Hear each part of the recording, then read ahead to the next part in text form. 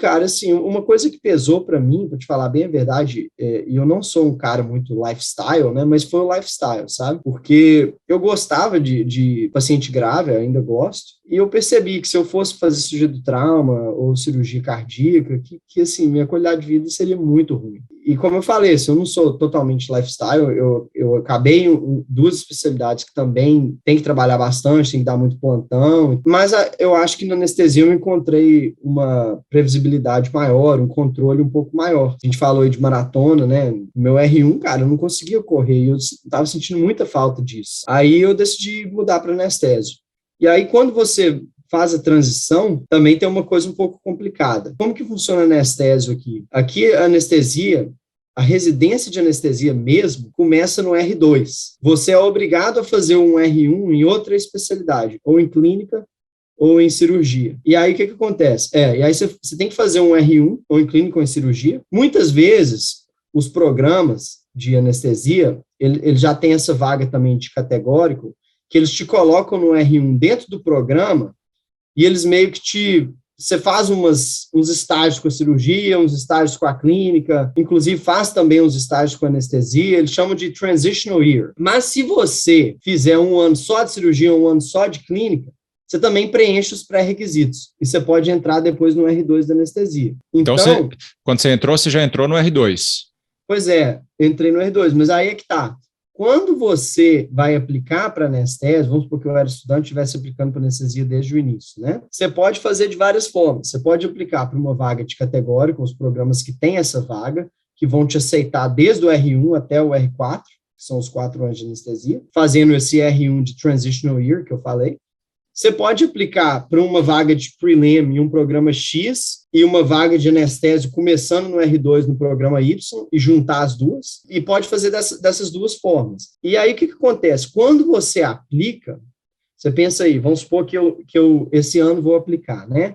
Aí o application começa em setembro, para você começar em julho do ano seguinte. Então, vamos supor que eu sou estudante agora e eu estou aplicando para começar em julho de 2023.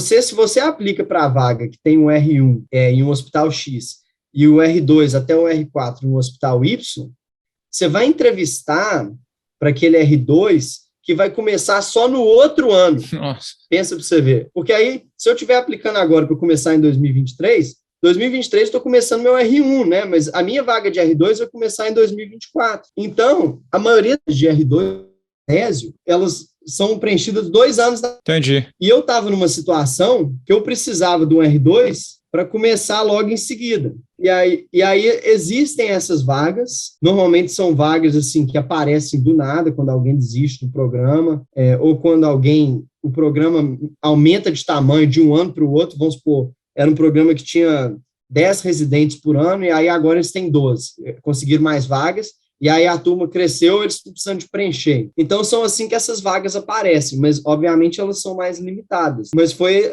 o que eu fiz. Eu apliquei para elas, acabei aplicando também um pouco tarde, eu fiquei muito na dúvida se eu ia sair ou não ia. Então, assim, eu mandei meu application já 1 mês depois do dia que abriu, o que não é o ideal, né? O ideal é você mandar no primeiro dia. Mas dei sorte, cara. Anestesia é uma especialidade muito, muito menos competitiva para estrangeiro aqui nos Estados Unidos. Por incrível que pareça, se comparado à cirurgia geral, para o americano é mais ou menos igual a competitividade. Para o estrangeiro é muito mais fácil. Então, assim, com o application que eu tinha, que não mudou em nada, eu apliquei para anestésio e consegui um número bacana de entrevistas. Que legal. E mesmo aplicando 1 mês atrasado. Eu entrevistei em alguns programas e consegui o match no hospital da Tufts, que é uma universidade em Boston, e mudei para lá. Para fazer o R2, 3 e 4.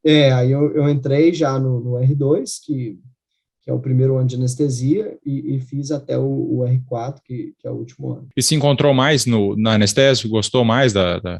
Gostei, cara. Achei, assim, interessante o fato de você ter aquela previsibilidade um pouco maior, né?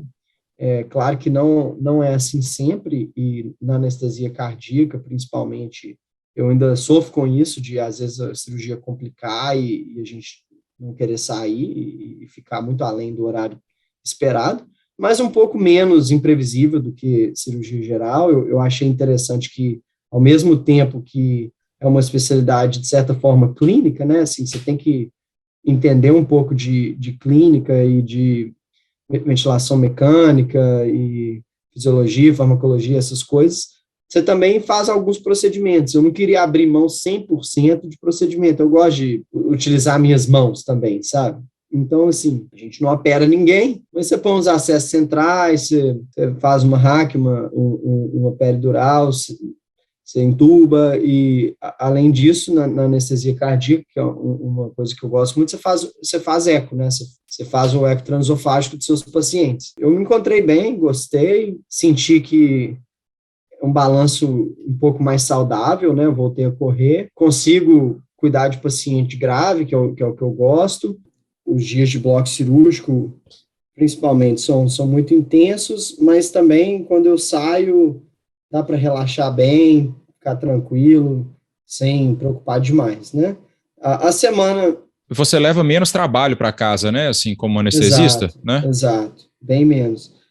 A semana do CTI é um pouco diferente, né? Que é uma semana que você já tem um acompanhamento um pouco mais longitudinal, mas também é limitada, né? Assim, é uma semaninha ali, eu normalmente faço 7 dias direto, uma vez por mês em geral. Durante aquela semana, você acaba ficando um pouco mais envolvido mesmo, né? Em casa, é inevitável que você acaba olhando ali um ou outro paciente, como é que tá, né? Entra no prontuário do paciente, avalia os exames e tal.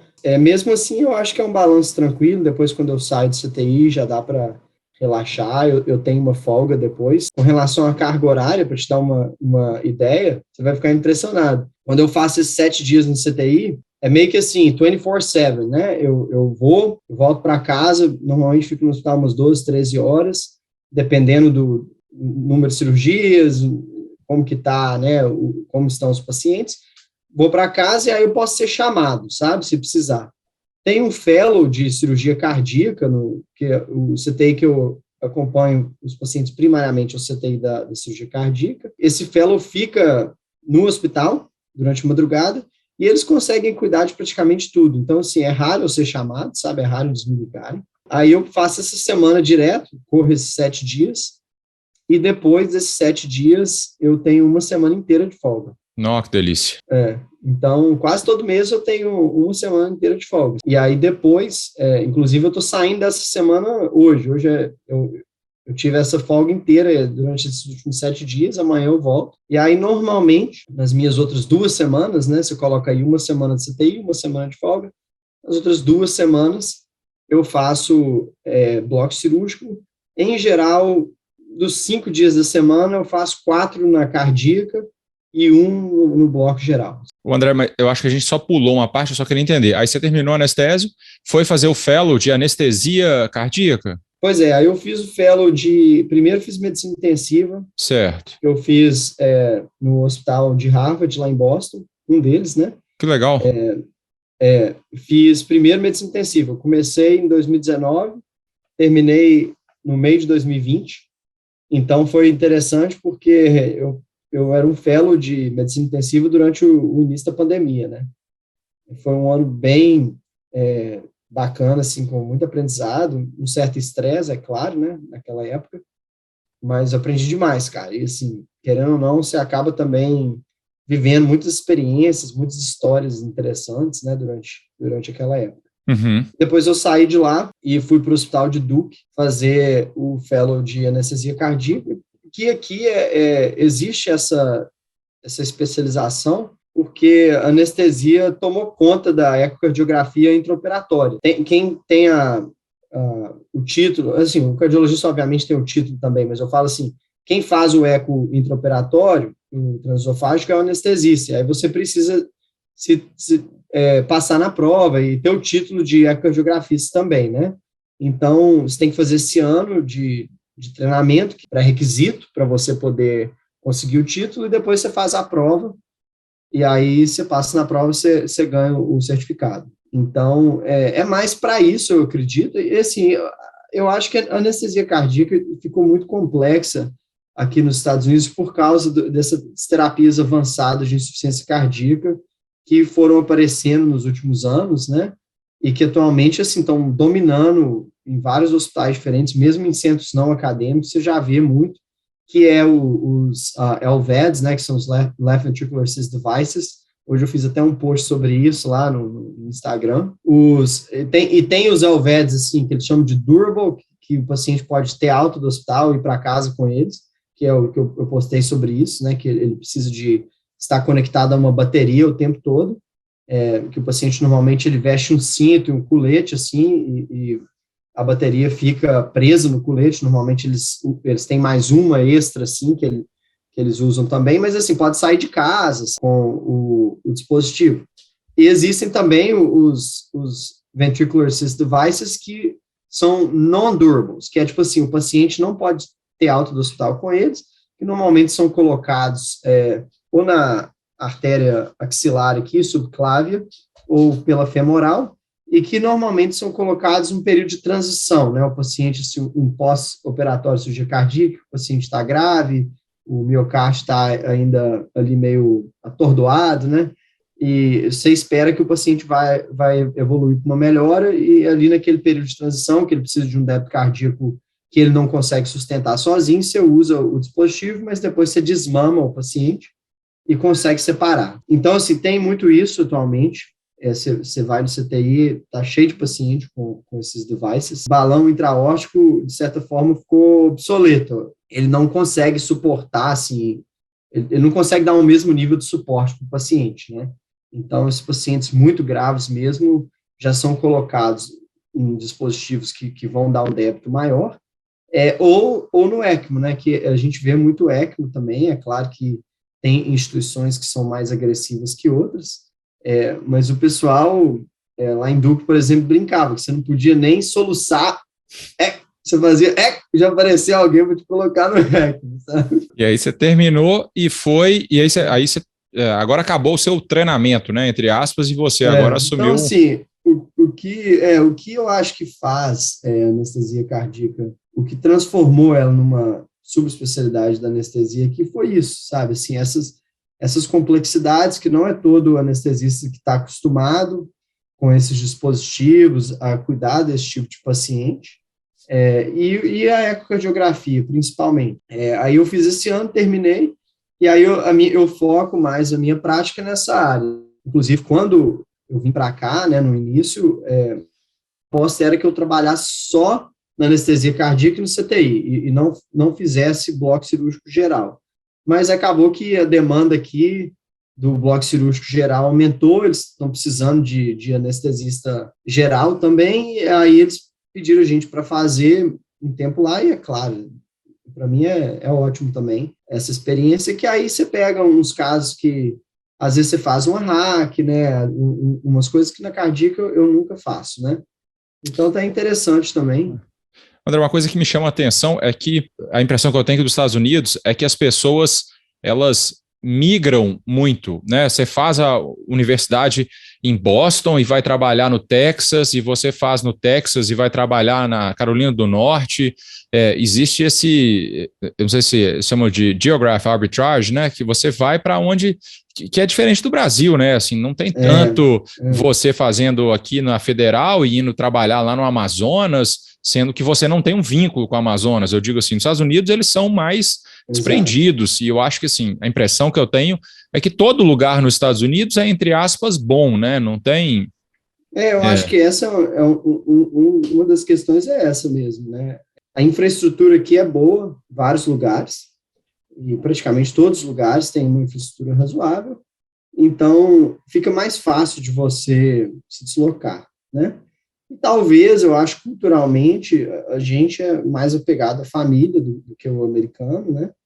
Não que o americano não seja, é que é muito comum também o pessoal ficar na região que a família mora e tal, mas eu acho que eles são um pouco menos. No Brasil, a gente não sai quase que de forma alguma, né? Assim, só se a oportunidade for realmente muito, muito, muito melhor. Aqui eles são um pouco mais desprendidos, eu acho que a segunda questão é essa, então a infraestrutura, talvez um apego um pouco menor com a família, então eles se deslocam mesmo. Em Duke, por exemplo, Duke é numa cidade pequena da Carolina do Norte, a cidade chama Durham. Ninguém lá que trabalha no hospital é de lá, sabe? É engraçado isso. todo mundo veio de algum outro lugar e mora lá, obviamente, mas são raríssimos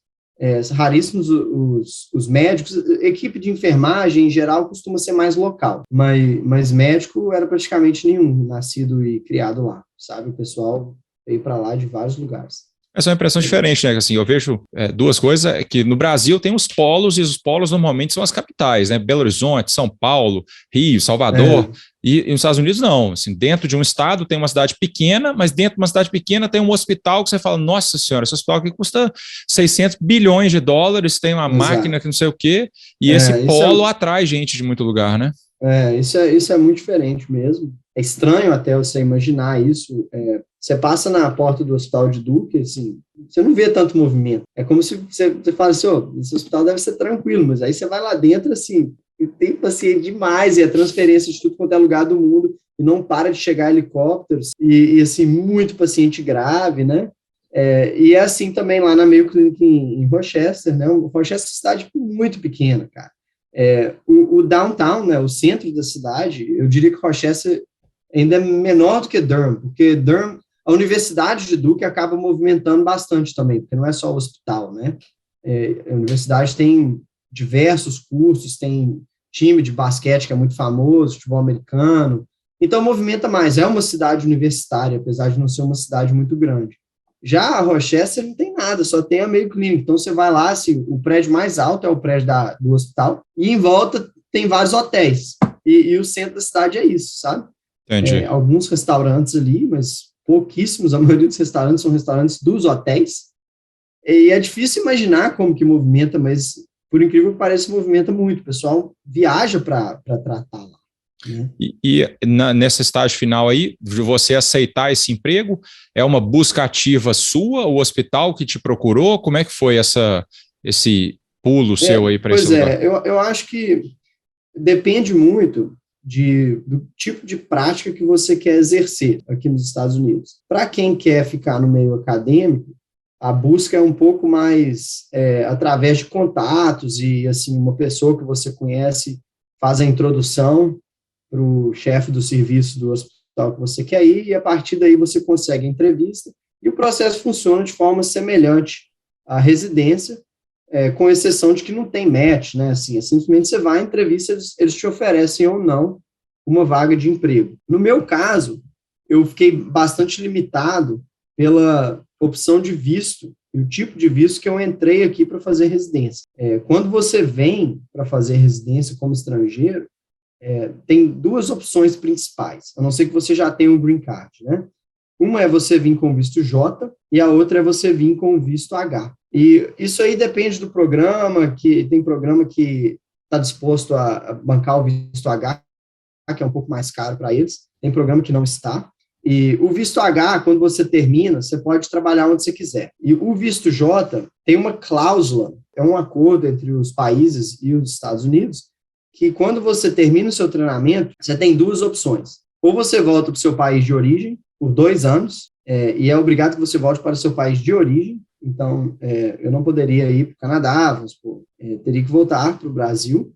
Ou você trabalha em uma região considerada underserved por 3 anos. Eu me vi nessa situação, sabe? É claro, eu já sabia que isso ia acontecer desde o início, né? E ativamente já fui procurando um emprego em um hospital underserved. Só que, como eu queria ficar no meio acadêmico, as opções são poucas. Para quem não é especialista, quem fez medicina interna ou medicina da família, é muito fácil, porque a demanda é muito alta e essas vagas para esse pessoal são priorizadas. O número de vagas é limitado. Eles não podem oferecer o tanto de vaga que eles quiserem. Cada estado tem um certo número de vagas, normalmente 30, que eles podem oferecer, e eles priorizam especialidades mais generalistas. Então, para o especialista fica um pouco mais difícil, e por diversos motivos. Um é que os hospitais universitários maiores que vão acomodar o especialista não costumam ser em áreas consideradas underserved, e segundo, que as vagas de especialistas não são priorizadas.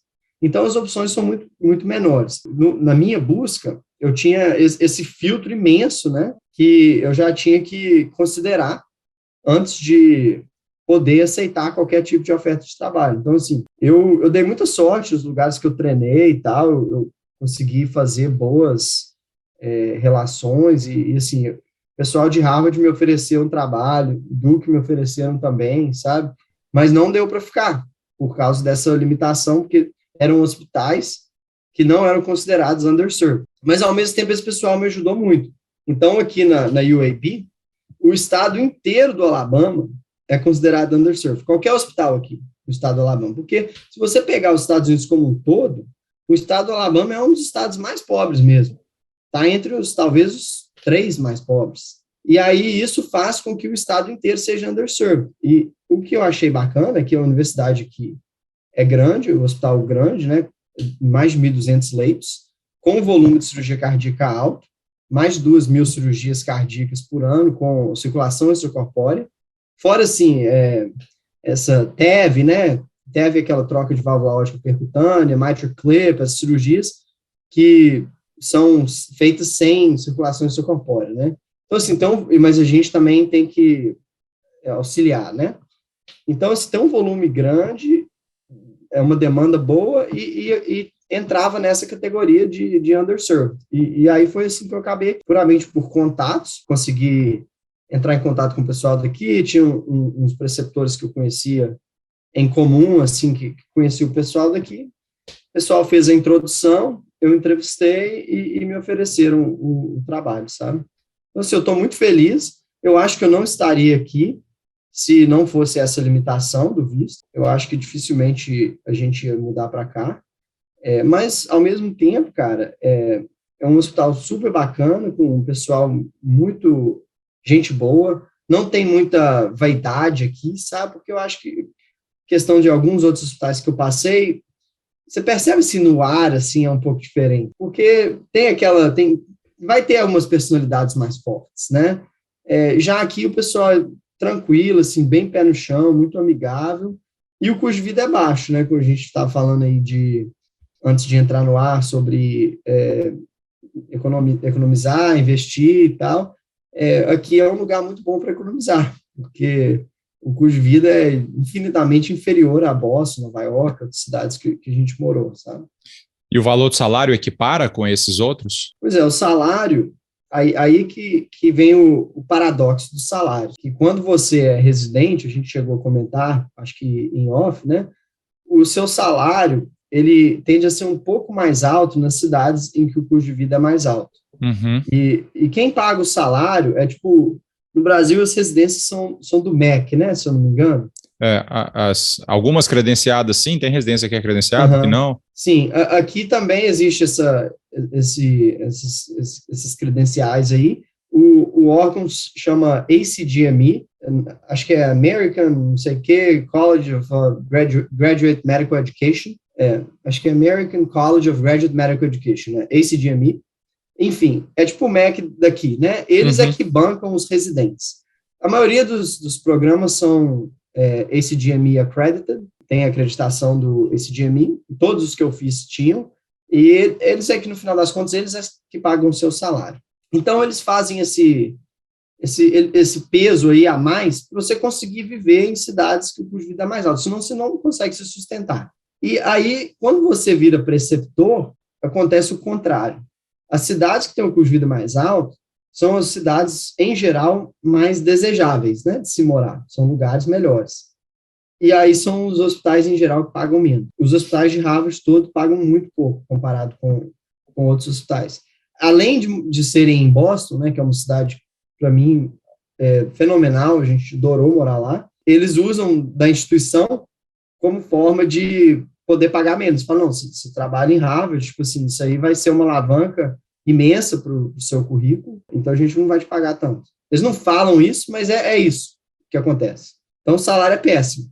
E aí o meu salário aqui acaba sendo melhor, porque não é um lugar tão desejável, eles precisam de oferecer algo a mais para recrutar. Por eu estar aqui nessa categoria dos 3 anos, não muda em nada o meu contrato de trabalho, sabe? Então, assim, eu sou contratado como qualquer americano aqui, e o meu salário é exatamente o mesmo, eu recebo exatamente o mesmo, por plantão, por hora, por salário de base, e acaba sendo, eu acho que você acaba ganhando um pouco a mais dos dois lados, né? Porque o salário é um pouco melhor do que nesses grandes centros, e ao mesmo tempo você gasta menos porque o custo de vida é mais baixo. E nessa vida de cigano sua e sua esposa, como é que tolerou esse tanto de Pois é, cidade, cara, lugar? ela, assim, parceira fenomenal, sabe? Sempre esteve do lado e dando força pra caramba, e adaptou bem também a todas as cidades.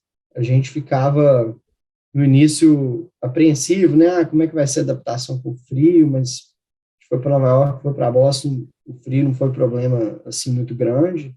É claro que limita um pouco, mas adaptamos muito bem. E aí depois que a gente foi também para cidades menores, ela adaptou muito bem, gostou, fez várias amizades. Atualmente ela está ficando em casa com nossa neném, né? Acaba trabalhando bem mais que eu. E o neném, você sabe, né? Nossa Senhora, cara, a demanda é muito alta e não tem day off, né? Não tem day Então, off e é o tempo, tô 24, né? Esse é 24/7 mesmo.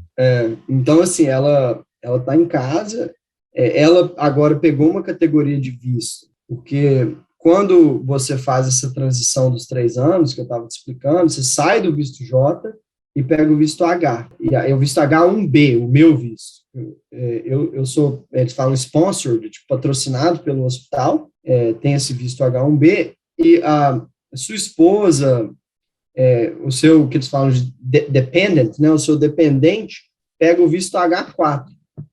O visto H4 não te dá a possibilidade de trabalhar. Para a gente foi um momento bom para ela engravidar e ter filho agora, porque ela não ia poder trabalhar, e aí acaba que cuida da nossa filhinha, e depois ela pode tentar arrumar alguma coisa no futuro. Né? E sua filha é cidadã americana? Cara. Aqui, nasceu aqui, acaba sendo cidadão americano, sabe? Então, Legal. como cidadão americano, ele foi registrado aqui, já tem passaporte aqui, e a gente registrou ela no consulado brasileiro também, ela já tem passaporte brasileiro também, sabe? Legal, dupla Com menos de cidadania. com menos de 6 meses, ela já tinha 2 passaportes. Eu aqui, eu correndo atrás de visto, né? Agora falta só você arrumar uma arma para ela e uma bandeira dos Estados Unidos para ela balançar e pronto, tá resolvido. Vamos ver, né? Quando ela começar a falar, eu acho que a gente vai ter que tentar ensinar bem o português para ela. Inglês ela vai aprender fácil, na escola ela vai ser alfabetizada em inglês, mas tem essa preocupação dela aprender o português direitinho, sabe? Então a gente vai ter que ensinar. Fish, agora acho que já tomei muito seu tempo. Antes de terminar, eu sempre gosto de perguntar assim, você lembra de algum caso, às vezes eu queria que você contasse talvez um caso muito positivo que você viu, que te marcou, além desse da Mayo Clinic que você já contou, uma coisa que você achou super legal, que aconteceu, e também um caso ruim, se você puder contar da sua experiência, alguma coisa que não foi tão boa, que a gente sempre tem na nossa carreira de médico e na sua também não deve ter sido diferente. O tempo todo, né, na verdade. Vou começar com um caso ruim, então. Um caso triste que aconteceu comigo quando eu era residente de anestésio. Eu acho que eu estava no R2, que era o primeiro ano de anestesia, né? A gente foi chamado à beira do leito, uma criança de 10 anos, que era um menino obeso, que estava com uma pneumonia e estava desenvolvendo uma SARA, né, no mesmo dia, assim. O CTI pediátrico demorou demais para, assim, tomar essa decisão de entubar a criança. Então, quando a gente chegou, a criança estava, assim, com esforço respiratório tremendo, no BiPAP, e saturando, assim, 80%, 70 e tantos por cento, no BiPAP a 100% de fração respiratória de oxigênio, sabe? Então, a gente chegou, eles falaram, a gente queria que eles entubassem o paciente e tal, e assim, aquele paciente com reserva zero, né? E o menino já também com uma via aérea aparentemente não muito fácil. Ele não era sindrômico nem nada, mas era uma criança obesa com um pescoço mais grosso assim e bem curto. Não dava para avaliar muito, não dava para tirar ele do BiPAP, para avaliar via aérea nem nada, assim, de uma lampate, né, essas coisas. Enfim, eu e meu preceptor, a gente decidiu induzir a criança primeiro para depois deitar e fazer a laringoscopia.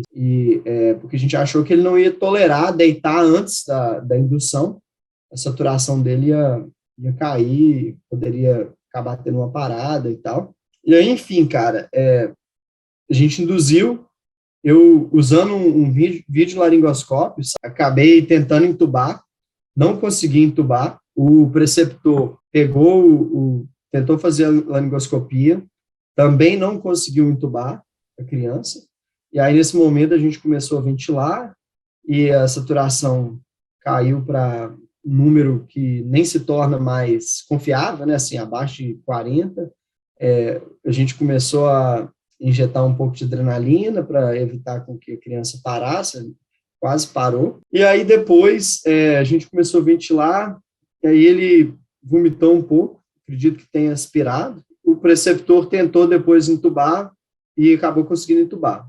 Entubou, deu uma mais ou menos estabilizada, hemodinamicamente estabilizou, não chegou a parar. Do ponto de vista de oxigenação, continuou péssimo, né? E aí, assim, eu fiquei muito, muito mal, de eu não ter conseguido entubar a criança e da criança ter quase parado na minha mão. E continuei acompanhando o caso. E naquela mesma noite, eu acho que o fato de ele ter aspirado piorou ainda mais, né, a oxigenação. Eles fizeram uma broncoscopia e tal, mas a criança não melhorou muito, não evoluiu bem. E aí tentaram colocar ele no ECMO. A criança foi colocada no ECMO, que é padrão aqui, né, nos Estados Unidos é muito utilizado, mesmo antes da pandemia.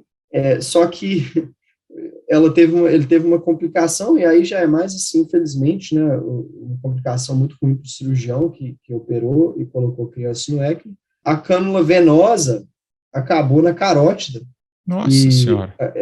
Eu acho que eles fizeram a inserção da cânula por via percutânea, né, sem fazer um cut down, sem abrir o pescoço, que eu acho que o cut down é sempre mais seguro, né, principalmente quando é um cirurgião que tá colocando o paciente no ECMO. Eu sou a favor de sempre, se possível, fazer um cut down, porque é muito mais controlado, né, mas enfim, colocou por via percutânea, a cânula acabou na carótida, não percebeu de imediato, e aquela coisa imensa acabou depois evoluindo para morte cerebral.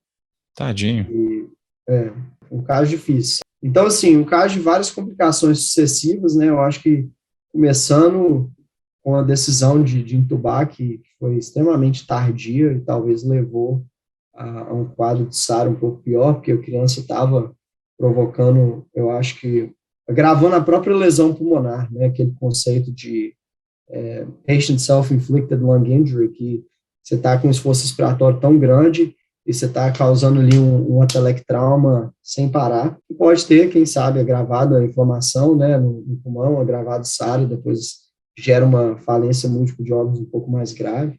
Enfim, aí um final a gente tem dificuldade para entubar e o caso só vai ficando mais difícil. E agora um caso bom Pois é, um caso bom, cara, é um caso bem interessante que ocorreu há pouco tempo, um paciente, típico paciente que a gente vê aqui o tempo todo, jovem, menos de 40 anos, mas síndrome metabólica, né? Então, assim, obesidade mórbida, hipercolesterolemia, diabetes mellitus tipo 2, hipertensão, que foi admitido num hospital, fora do meu hospital, esse hospital, eles chamam Outside Hospital, né, aqui, um outro hospital, com esses sintomas de insuficiência cardíaca, possível doença coronariana, fizeram uma angiografia coronariana e viram que ele estava com várias obstruções, assim, em diversas coronárias, e também uma insuficiência cardíaca importante, assim, com uma fração de ejeção de 20 e poucos %, sabe?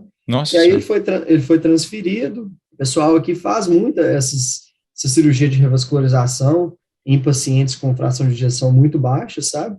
Muitas vezes você tem que usar esses beds que eu estava falando para sair da circulação extracorpórea, e depois você faz um desmame prolongado, assim, vários dias, mas você consegue muitas vezes revascularizar o cara. Só que esse paciente, então ele foi transferido e estava aguardando cirurgia, acho que ele ia operar no dia seguinte, estava na enfermaria com a esposa, teve uma parada cardíaca, aí teve uma parada, cara, que durou 1h40. Começou com fibrilação ventricular, foi chocado e tal, chocado várias vezes, massagem cardíaca, e assim, aquela parada que não volta, e adrenalina, obviamente foi entubado, e aí foi colocado no ECMO, e ele era um paciente obeso e tal, então, assim, parou na enfermaria, que é infraestrutura um pouco mais difícil, mais limitada, mas foi colocado no ECMO à beira do leito, colocado de qualquer jeito, né, sem nada estéreo e tal, e aí desceu para o bloco cirúrgico, eles ajustaram tudo, as câmeras direitinho e tal, tentaram desinfectar lá o que dava, e subiram com o cara para o CTI. E aí esse paciente ficou naquela situação, né, pô, 1h40 de parada, já era, todo mundo pensando no início, assim, o pupila dele não estava muito reativa, e a gente sem saber, né, se ele ia acordar ou não, mas ainda estava naquele ponto que uma potencial instabilidade, apesar de já estar no ECMO, falando, não, vamos dar um dia para ele aqui, tranquilo, sedação, e aí amanhã deixa a sedação, interrompe a sedação e vê se ele acorda, né? E aí foi isso que aconteceu, interrompemos a sedação no dia seguinte, o paciente acordou neurologicamente intacto. Não, que bom.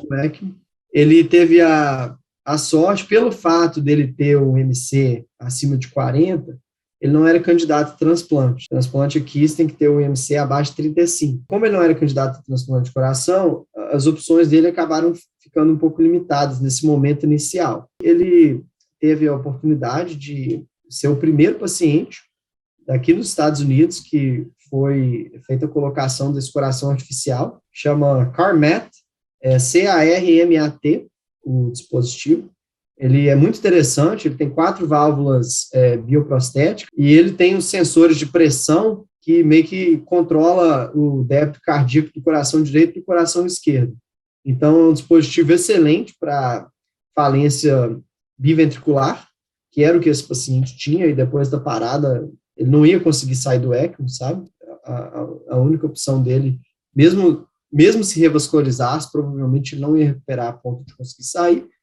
Colocaram esse coração artificial, ele conseguiu evoluir bem, recebeu alta, e depois de alguns meses ele voltou, recebeu um transplante de coração. Depois de ter perdido alguns quilos, foi listado e recebeu um transplante. Então, assim, e você participou dessas cirurgias? Anestesiou esses casos?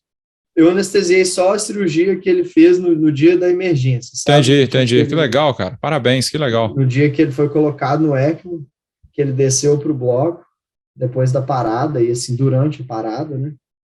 Mas aí eu acompanhei o caso e tal, porque é um daqueles casos que você começa a pensar, pô, o que nós estamos fazendo aqui, né? Assim, 1 hora e tanto de parada, esse cara não vai evoluir bem. E aí, assim, o pior que às vezes acontece é que o paciente evolui para aquele estado vegetativo, que não tem morte cerebral, mas também não vai ter nenhum tipo de qualidade de vida, né? Uhum. E aí, no caso do paciente que está no ECMO, às vezes acaba sendo um pouco mais simples, né? Esse paciente, se você tirasse ele do ECMO, ele não ia sobreviver. Entendi. Mas um paciente que consegue sair do ECMO, aí fica naquele limbo ali, às vezes a família não quer retirar os cuidados, um paciente de menos de 40 anos também é uma situação complicada, né? Assim, você, entre aspas, desistir. Então, essas questões éticas aparecem, né? A gente sempre fica pensando até que ponto vale a pena você tentar fazer de tudo, né? Mas foi um caso que deu muito certo. Legal, então, legal. Muito bom. E a esposa dele era enfermeira, ela ficou, assim, extremamente grata, sabe? Imagino, né? Trouxe esse cara aí de volta, né? Ele levantou a mão, Deus estava puxando, ele falou, não, fica aqui mais um pouco, ainda nós vamos implantar esse coração tecnológico aqui em você. Legal. Muito bom, muito bom. André, cara, muito obrigado aí, cara, pela disponibilidade de tempo. Agradeço demais tomar seu tempo aí num domingo. Não, é tranquilo. Para quem quiser conversar com você, tiver alguma dúvida, como é que faz? Qual que é o melhor caminho? Mandar uma mensagem no Instagram? Pois é, tem esse perfil que eu criei, né, do Instagram. Dr. André Gosling. Gosling é Gosling, tudo junto, Dr. André Gosling. Eu criei esse perfil com a intenção de compartilhar mesmo algumas experiências, casos, informações sobre como vim fazer residência aqui, trocar umas ideias mesmo, de vez em quando colocar alguns estudos lá que eu acho que são interessantes de compartilhar sobre as minhas áreas de atuação, né? Muito legal. Pode procurar lá e a gente vai trocando as ideias. Agora que você apareceu no Pod Spinecast, cara, pode ter certeza, pelo menos mais 1 ou 2 seguidores amanhã, assim que esse for publicado, você deve ter. E pode ficar Show. tranquilo, vai ser uma Parabéns multidão. pela iniciativa, cara. Bacana demais. Valeu, Acho tamo que o junto caminho aí. é esse. Vamos aí compartilhando conhecimento e tentando dominar o mundo. Isso aí. Valeu, gigante. Cara, um abraço, viu? Abração. Valeu, tchau, tchau. Falou. Chegamos ao fim de mais um Pod Spinecast e eu queria agradecer a todo mundo que chegou aqui até o fim. Mais uma vez, dá uma contribuição, deixa aquele joinha, deixa aquelas 5 estrelas do Spotify. E também queria agradecer a todo mundo que mandou um feedback, seja no WhatsApp, seja no Instagram. Todo o feedback, o comentário ajuda muito. Vamos continuar. E que história do André também, né? Eu nunca vi alguém dar tanto detalhes sobre essa transição para sair dessa selva aqui e morar nos Estados Unidos. Tenho certeza que muita gente vai aprender muito e vai tirar muito macete e muita dica boa disso aí. E o cara já estudou até em Harvard. O cara é foda. Putz, meu sonho é ir para Harvard, mas acho que eles não me querem lá nem pintado de ouro. Mas tudo bem, a gente chega lá. Continuamos juntos, vamos ter mais entrevistas pela frente aí e a gente vai dominar o mundo. Um abraço e até a próxima.